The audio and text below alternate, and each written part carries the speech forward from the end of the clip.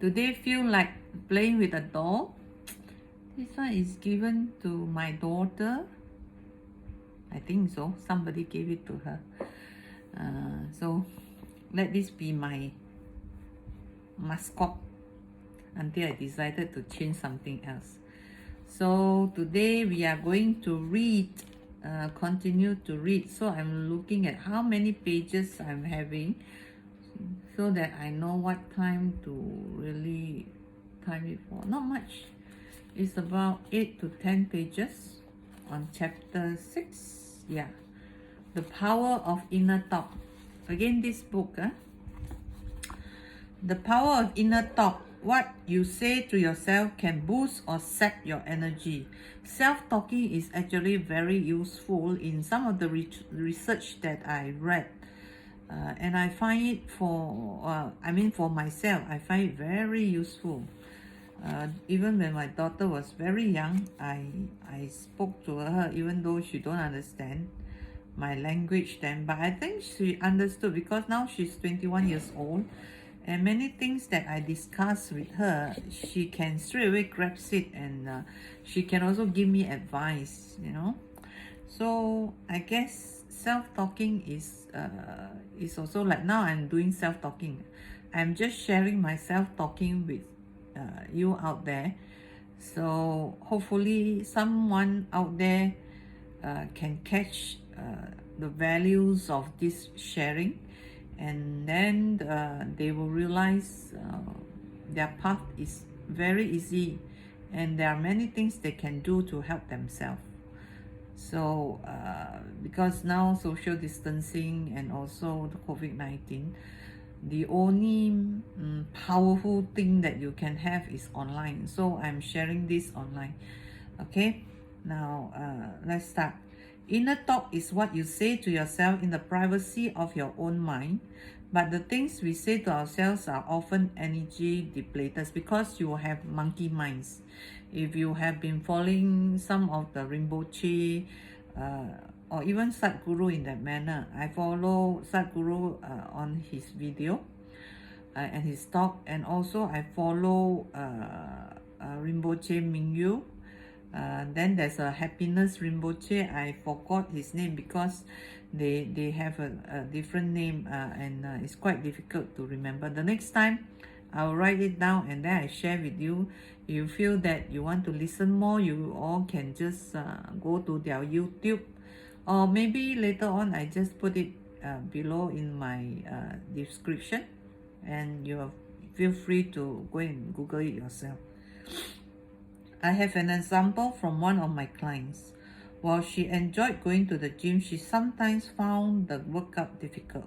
I discovered that her inner thought at such times were, "This is really difficult," and it was as though her legs were lead weights and she was climbing Everest with a small community attached to her back. After experimenting with her inner dialogue, she found that what worked for her was, "I am light and fit." This increased her energy and made her feel almost as if she was running on a cloud, so much easier and better for the joints, which made her workout even more enjoyable. And it was all because she changed what she said to herself. I must do this because I don't like exercise, but I know it's good for health. So tomorrow I'm doing my morning walk again. Normally the motivators is the breakfast, so let's see what else can motivate me instead of eating breakfast. I love food. Looking at my size, I love food. What's interesting about this is that she didn't need to feel at all light and fit when she started saying it, but by repeating it to herself, it became true. Be careful what you say to yourself. Your mind is always listening. It's important to say only those things that you want your mind to treat as true. Probably the most negative statement I hear from my clients are, "This is too difficult. I can't do it. I don't know how to do it. What if it goes wrong?" This is the common thing that even my coachee or my client will say. Even on a normal conversation, when I'm just in discussion, they will only give you all the reasons not to do it. So now when we are talking to ourselves, we have to give reasons for why we must do it, why we can do it, and what can motivate us to do it. Worst of all is saying this is just who I am. Why is this worse than others? The first four are the level of skill and capability, both of which can be improved. This is just who I am is at the level of identity, which on the face of it is much more difficult to change and is also very defeatist. Ian McDermott and Joseph O'Connor explained the concept of logical levels in their book, Practical NLP for Managers. This is a hierarchy of change, but I also think of it as a level of stuckness, and it can help us understand where we are stuck. Let me take an example from their book to help clarify. Level 1, the name is environment, description is the where and when. Example, I can't do it. Level 2 is behavior, the what, I can't do that here. Level 3, capability, the how, I can't do that here. Okay, or I can't do that here have been all the answers given. Even level 4, beliefs and values, the why, I can't do that here. Level 5, identify, the who, I can't do that here. So as you see, the answer is all the same. I can't do it here. Okay, and the level is on the 5 wives and 1 husband. 2, 3, 4, 5. Yeah, the 5 wives and 1 husband. Where, when, what, why, who. Then the 1 husband is how.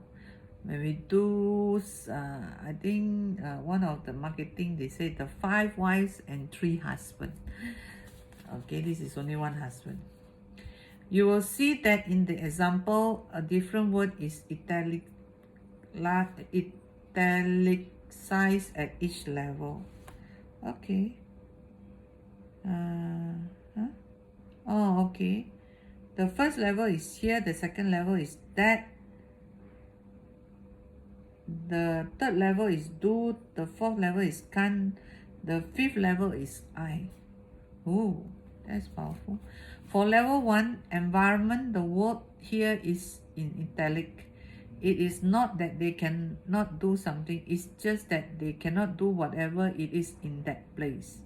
Level 2, behavior. The problem is that they don't think it is appropriate to do whatever it is about action. Number 3, for level 3, capability. The stuckness is about not having the skill to do it. Level 4, belief and values are a judgment about whether it is something you believe to be right or wrong according to your morals and what is important to you. Level 5, identity is about who you are as a human being.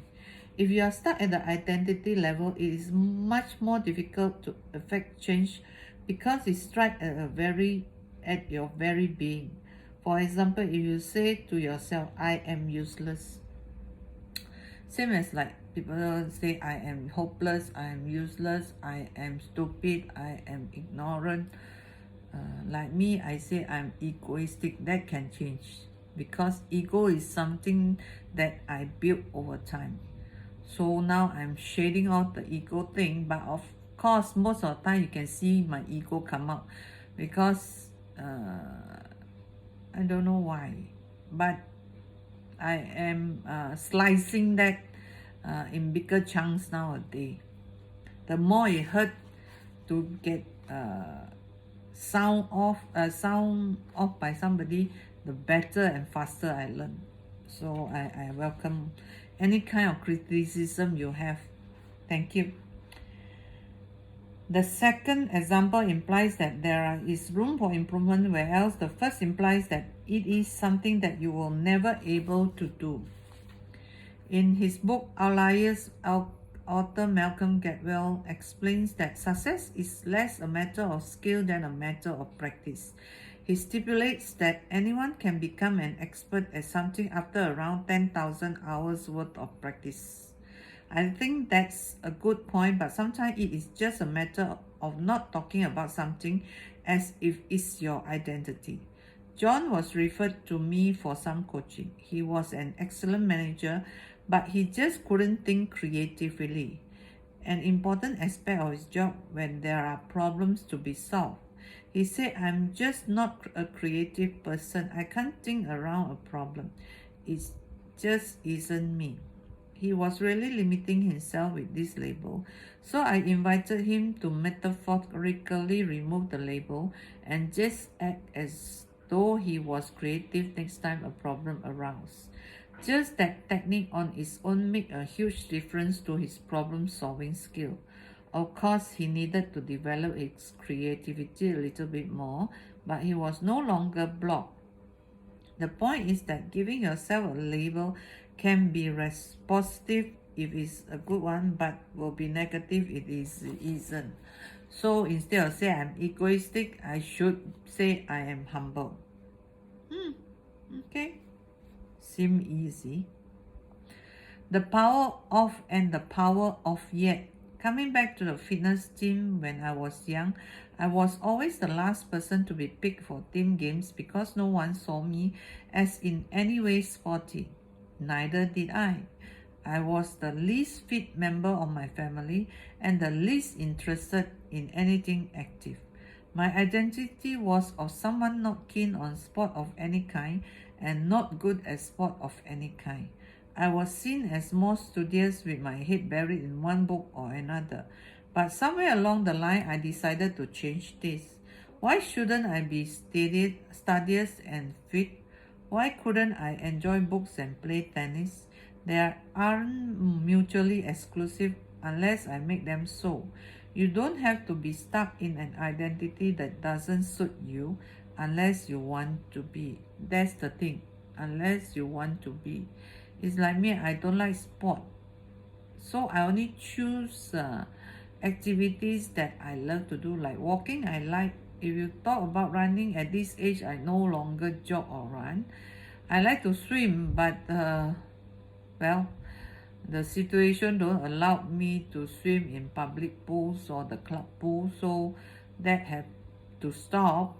So I'm left with walking, which I enjoyed very much. I don't like it before, but I changed my environment and now I'm walking nearly every 2 to 3 times a week. So I guess that's how I adapt my lifestyle. I can now play tennis. I'm not the best, but I haven't put my 10,000 hours in yet. Another powerful 3-letter word is yet.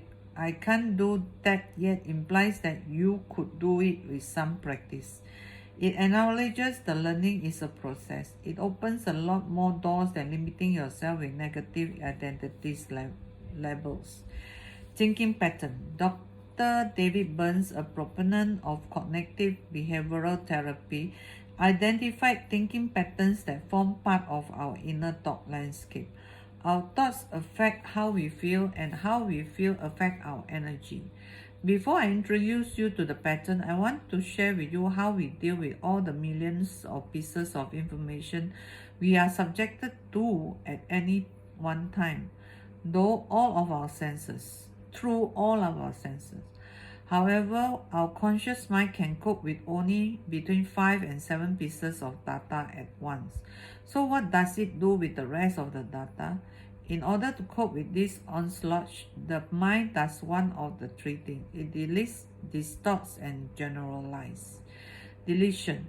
The mind deletes information that it either does not expect or which seems superfluous. However, the mind doesn't always judge this well because it sometimes deletes helpful information. For example, if you are someone who focuses on negative rather than positive, you are deleting positives. In a famous experiment by Christopher Chabris and Daniel Simons, 6 people are playing basketball and you have to count the number of passes between people in white shirts. Around half of the people in the experiment, including me, completely missed the fact that someone dressed in a gorilla suit entered the scene and beat their chest. This is because the conscious mind is kept busy counting and deletes the fact that a gorilla is there because it is too focused on the details. Such is the power of deletion. What are you deleting? Watch the video of WW Invisible Gorilla. Okay, I put this link there so that you can watch. Let me put a mark here so that I remember to write it down. Okay.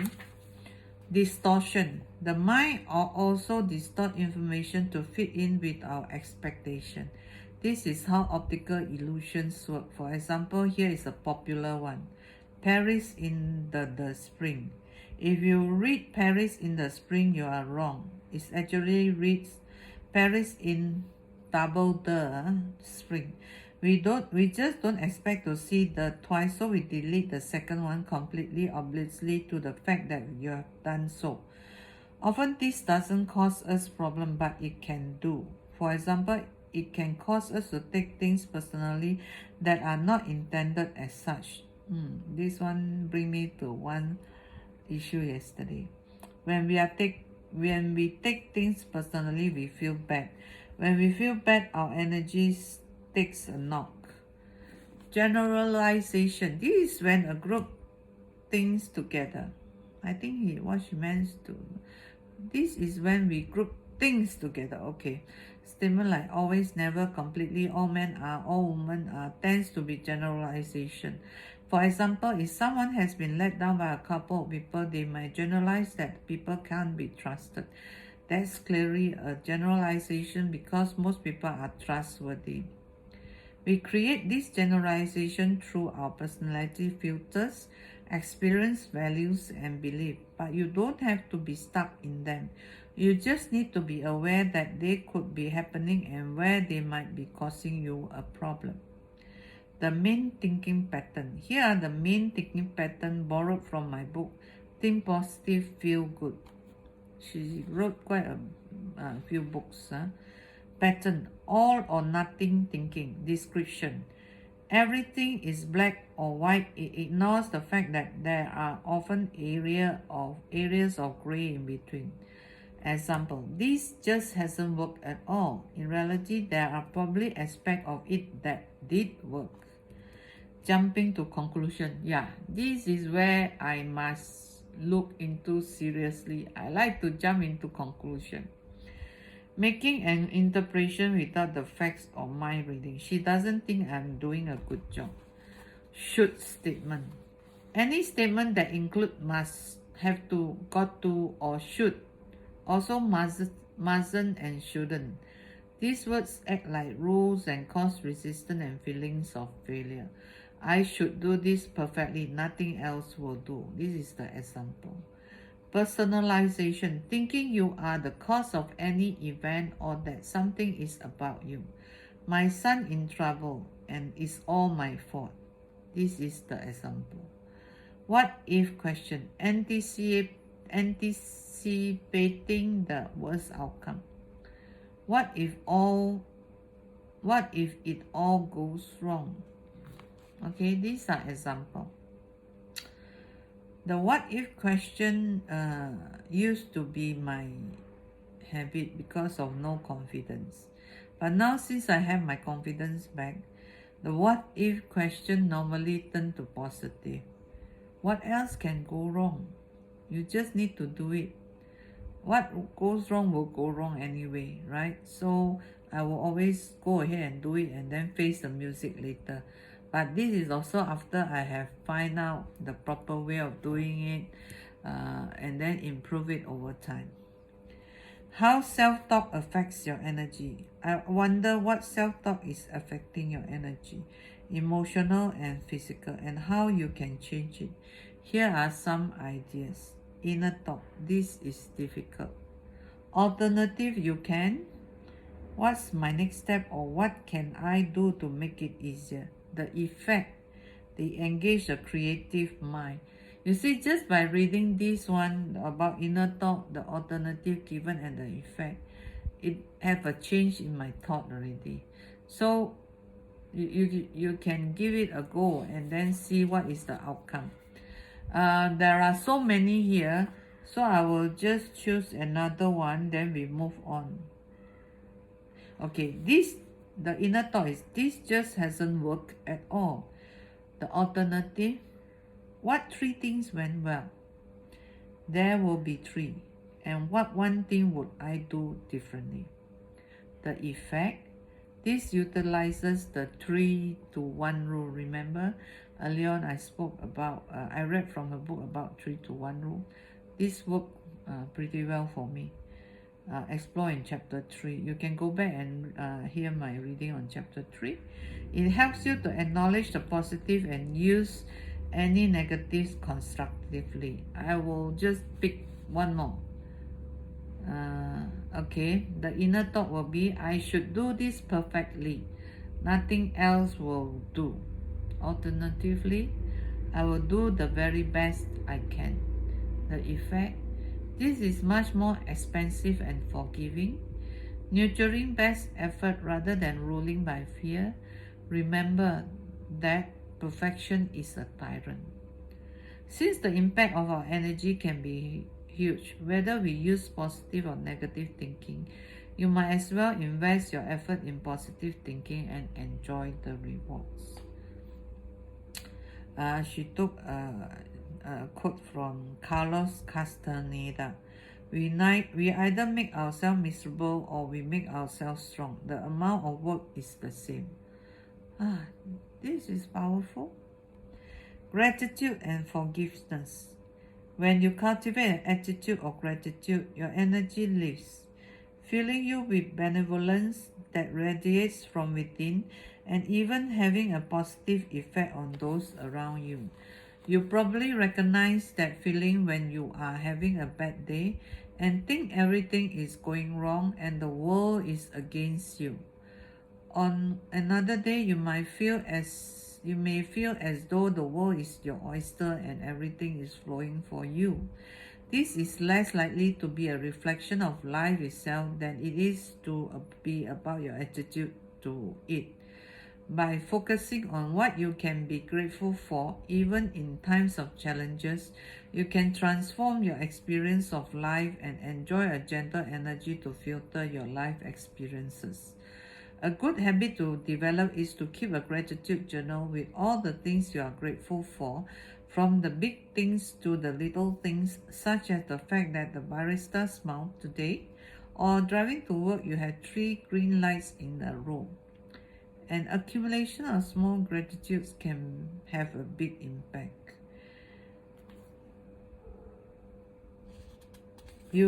Another quote from her is, when you cultivate an attitude of gratitude, your energy lifts.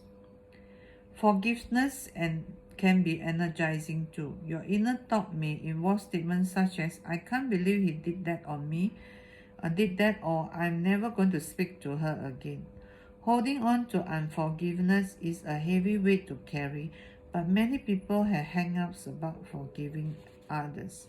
I do a lot of forgiveness work with my client. I can tell you that it is liberating because you are no longer carrying around the baggage. One of the reasons people struggle with forgiving someone is because they think the person doesn't deserve forgiveness, or because they think that to do something condones to the behavior. It doesn't even mean you have to trust them again, unless it is appropriate to. In fact, forgiveness is something you do for yourself because it changes how you feel inside. The person doesn't even need to know you have forgiven them. In his book, Why Kindness is Good for You, David Hamilton describes research undertaken in 2000 called the Hope Project and later the Hope 2 Project. Forgiveness training was given to people in Northern Ireland who has lost family members during the Troubles. As a result, they experienced a significant drop in their pain, anger, stress, and depression, as well as an increase in their vitality, energy, appetite, sleep patterns, and general well-being as a result of doing the forgiveness work. When you rid yourself of unforgiveness, you feel lighter, freer, and more energized. and you need to be rid of it rather than simply suppressing it, because it takes a lot of energy. If you spend 80% of your time thinking negative thoughts or suppressing negative emotion, this will affect you 80% of the time. Any energy wasted on negativity, unforgiveness, anger, self-doubt, blame, or guilt is like a black hole to your vitality. The past is history. It doesn't have to define you. You don't have to carry it around you. Forgiveness comes up to the door to a better future because you will have freed yourself from the pain of your past. Wouldn't it be wonderful to be free? This is a quote from Jack Cornfield. Forgiveness means giving up all hope of a better past. Oh, okay. Masaru Emoto illustrates the power of our words in his book, The Miracle of Water. Yeah, I love The Miracle of Water. When you got time, take a look at the video. Through photographs of water crystal, he illustrates the effect that words have and provides convincing evidence that the resonance of the right words can boost our energy, create harmony in relationship, and improve our health. He shows the contrasting effect on crystals of the words you try hard and is hopeless. The first creating a crystal and the second creating deformity. The resonance, the vehicle through which energy is transmitted, seems to have unquestionable impact, and this is true for us too. You can't completely control our inner thought, but remember that you are not your thoughts. You can be an observer of them rather than an absorber of them. You can notice them and let them go. You can challenge them. You can create new neutral paths in the mind, which will facilitate more positive thinking, and energy will thank you. Time to reflect. Since this is very close to my heart, I will share time to reflect with you. What self-talk is sapping your energy? For me, it's like whenever I did something wrong, I used to feel guilty about it.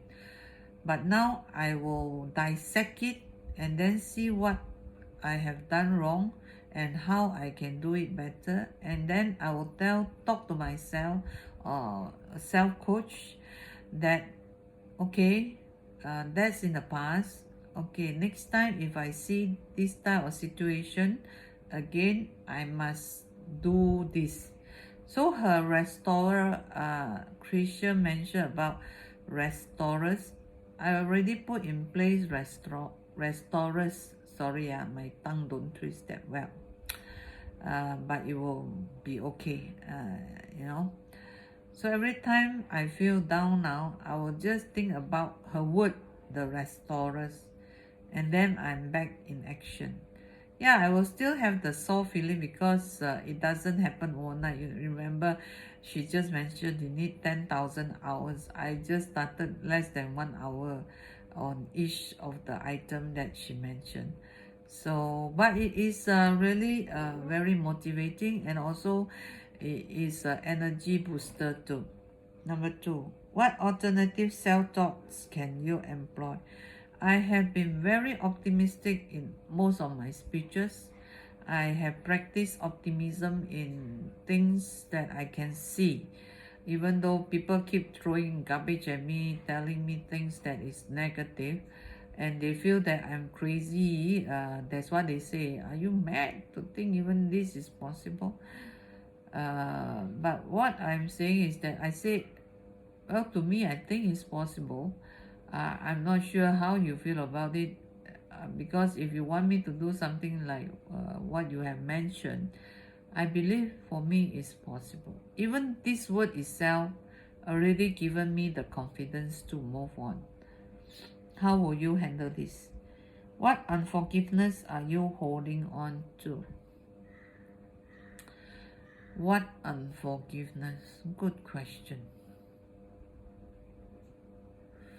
I will have to think about it. Yeah, because I don't think I hold grudges, but then again, it might be in my subconscious mind. I will have to put into words and then see how it will come up to. Are you ready to let it go? Yeah, of course. So that's why I'm going to dig out what unforgiveness I have to done. I have to look into. I think the one that I forgive is holding myself pathetic because I don't have the kind of life that most people should have at that age of time. But that I have let go already. This is also why my relationship with my mother improved, because I used to hate her for putting me in a situation where I am helpless and then hungry, etc., etc. But after forgiving, well, she did give me life, and I am today because of all those happenings during that time, and I aim to be better than that time.